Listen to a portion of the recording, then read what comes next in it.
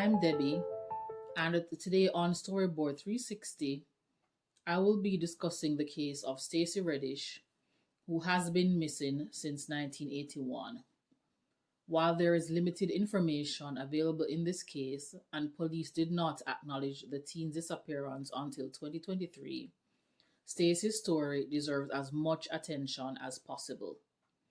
According to sources such as the Doe Network and the Resource Center for Cold Case Missing Children's Cases, Stacey Reddish was born on March 18, 1965, and at the time of her disappearance, she was 16 years old, 5 feet 6 inches tall, and weighed 110 pounds. Stacey Reddish is described as having brown eyes, straight black hair, a dimple under her chin, and a small mark near her nose from chicken pox. On Sunday, July 12, 1981, Stacey left home in the evening and has not been seen or heard from since that day. According to Web Sleuths, Stacey Reddish was last seen at the Wagner Houses, also known as the Triborough Houses, a public housing development located in the East Harlem neighborhood of Manhattan, New York. The Wagner Houses, located at 23 to 96 First Avenue, include multiple residential buildings and are home to thousands of residents, making it a densely populated urban area. Maps of the area show that one section of the Wagner Houses is bounded by East 124th Street and 2nd Avenue, while the other section is bounded by Palladino Avenue and East 120th Street. The development is located near the Harlem River and the Robert F. Kennedy Bridge, putting both the river and the bridge within a walking distance of about 37 minutes and driving distance of about 12 minutes from the development. The Wagner Houses are very well connected by public transportation, with the nearest bus station being a 3-minute walk away, and the closest subway and train stations are about 8 to 9 minutes away on foot. The area is surrounded by schools, other housing developments, parks, and government service buildings. WebSleuths.com reported that when Stacey's mother initially attempted to report her missing, she was told that Stacey may be with her boyfriend or had wanted to run away. According to information shared by Catch_Lisk, when Stacey's sister Darlene was old enough, she tried to formally report Stacey missing. Darlene was instructed by the precinct to go to the location where Stacey was last seen, which would be the Wagner Houses in Manhattan, and to call the NYPD from that location. After following the instructions, Darlene encountered officers who were already at the location due to an unrelated incident. Darlene explained the situation and informed them that the precinct had directed her to report Stacey's disappearance this way. One of the officers called the precinct to confirm Darlene's attempt to file a report.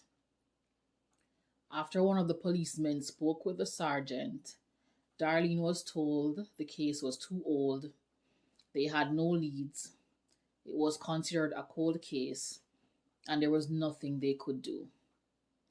This confusing instruction would likely be distressing and frustrating for anyone dealing with a missing loved one, especially when this person has been missing for so many years. It is baffling that the precinct would handle a missing teen in this way. While it is unclear whether such a request was ever part of standard procedure at the time, asking a family member to go to the location of the disappearance and call the police to make a report seems highly unusual and troubling. It is not difficult to imagine that this will place Darlene in an unfair position trying to navigate an incredibly painful situation. It is important to note that at the time of Stacey's disappearance, New York City was experiencing a significant heat wave with daytime temperatures frequently in the 90s or around 32 degrees Celsius, with evening temperatures being in the mid 70s to the low 80s, approximately 24 to 27 degrees Celsius. Notably, on Sunday, July 12, 1981, the day Stacey disappeared, the city recorded a daytime high of 94 degrees Fahrenheit or 34 degrees Celsius, with the overnight temperature remaining at 77 degrees Fahrenheit or 25 degrees Celsius. According to information from the Facebook group Angels Lost and reporting from the Daily News published on July 13, 1981, the extreme heat led the city's parks department to extend pool closing hours throughout the borough for the duration of the heat wave, as using the public pools was the only way many young people could find relief from the heat.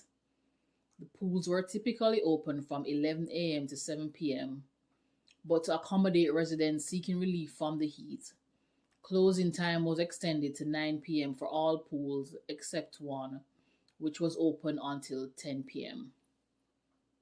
In the Daily News article, the Deputy Parks Commissioner at the time was quoted as saying, "There has been a tremendous increase in the use of public pools in the past couple of weeks. The Thomas Jefferson Pool, located approximately 5 blocks away from the Wagner houses, was one of many public pools where the closing time was extended to 9 p.m. and was also commonly used during the heat wave."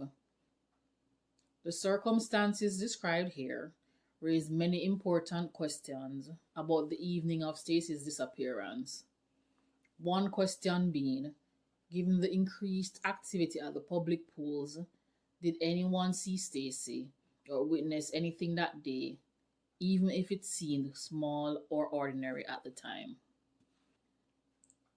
The Resource Center for Cold Case Missing Children's Cases confirmed that Stacey's family made multiple attempts over the years to file a missing persons report, but each time these attempts were denied.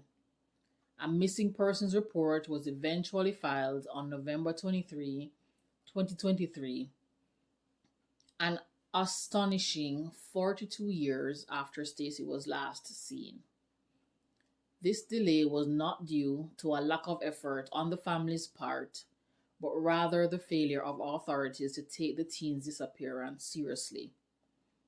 As of 2026, nearly 45 years later, Stacey Reddish's case remains unsolved and she's classified as endangered missing.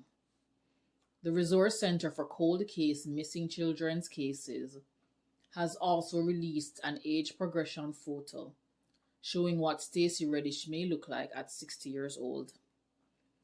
While we want to remain objective about the police response, the reality is that if Stacey's family had been taken seriously from the beginning, we would likely have much more information about the teen's disappearance and a stronger chance at solving this case, or at the very least, finding out what happened to Stacey. Based on the data that is publicly available, there is no clear record of what Stacey was wearing, the exact time she left, where she was going, what belongings she may have had with her, or who she might have been with. It is also unclear whether her movements that evening were routine or out of the ordinary. Sadly, DNA evidence, which could be crucial to solving an almost 45-year-old case, is unavailable. There also does not appear to be publicly available information about where Stacey normally hung out, who her friends were, or whether she was actually dating someone at the time. Many pieces of crucial information are missing. As mentioned earlier, at the time of Stacey's disappearance, New York City was experiencing an intense heat wave, and with the extension of public pool hours, many residents, including young people, were spending more time at these pools.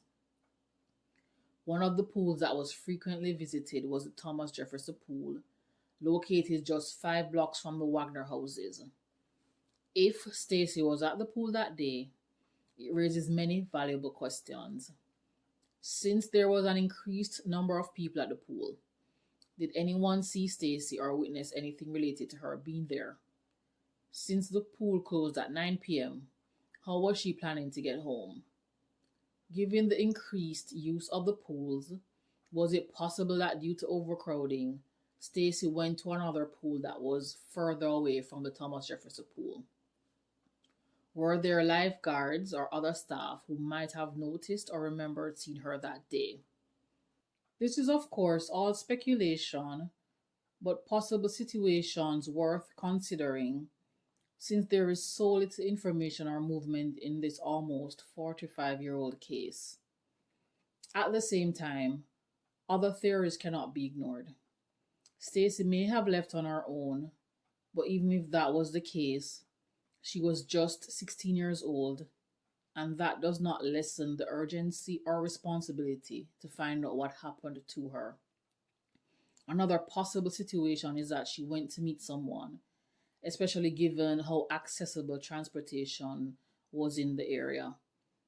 And if she planned to meet up with someone, something could have happened during that meeting. Without clear information, we are left with more questions than answers. Today, Stacey Reddish would be 61 years old. After being missing for almost 45 years, we are left to wonder whether the family's social and economic circumstances, including living in public housing, impacted the lack of a proper response from the police, who were informed that a 16-year-old girl was missing. While there is no report of a reward being offered, it is hoped that increased attention to Stacey's case may encourage anyone with information to come forward and finally provide her family with some answers, as they would like to know what happened to their loved one.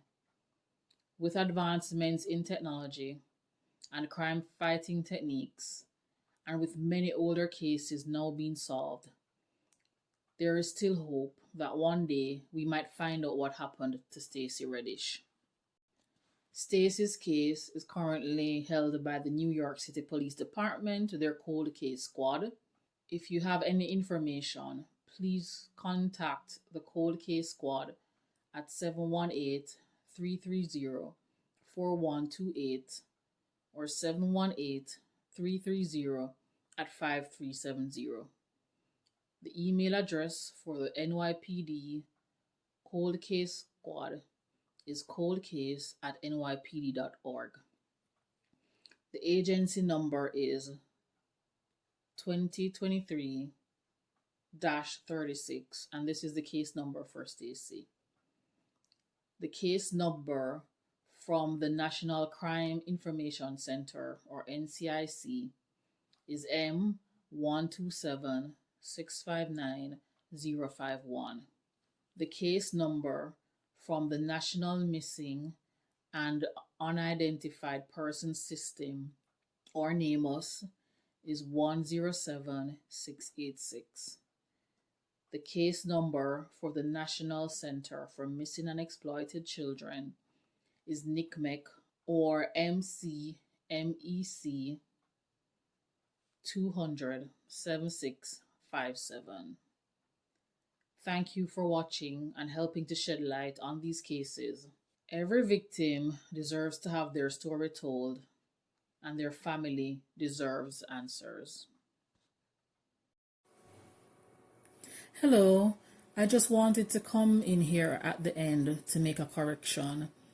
During the video, I credited Stacey's age progression photo to the Resource Center for Cold Case Missing Children's Cases, but the photo has actually been tagged by the National Center for Missing and Exploited Children, or NCMEC. So the photo, I'm going to credit the age progression photo to the National Center for Missing and Exploited Children, NCMEC. If you look closely at the photos, they're actually tagged with that Center.